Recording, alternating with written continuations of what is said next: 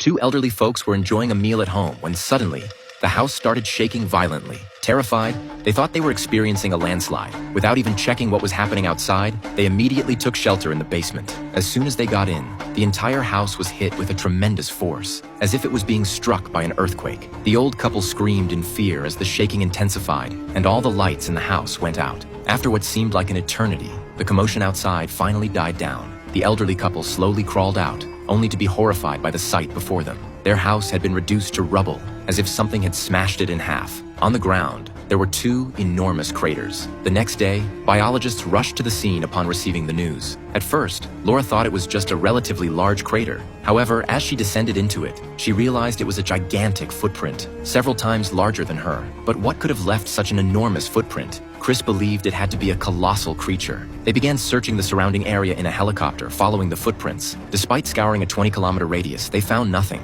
It was as if the giant creature had vanished into thin air. They even used thermal imaging, but still, no trace was found. Eventually, they concluded that the enormous creature must be hiding somewhere. But with only barren mountains nearby, where could it possibly be? The biologists never would have guessed that the creature was camouflaged among the mountains, blending in like a rock. Determined to find the giant creature, Laura and her team sought out an archaeology professor who had studied these colossal beings over a decade ago. However, everyone thought he was mentally ill, and even had him committed to a psychiatric hospital for some time. It wasn't until today, with the discovery of new clues about the behemoth, that they realized the professor's claims were not unfounded. Laura and the others brought the professor to where the giant had disappeared. With his years of studying the surrounding environment, the professor immediately noticed something odd about the soil's scent upon arrival. Laura, sensing the professor had discovered something, hurried over to him. As the professor compared the map he had drawn over a decade ago, he noticed an inexplicable addition of a mountain. Just as the two were about to examine the map more closely, an eye suddenly opened on the mountain behind them.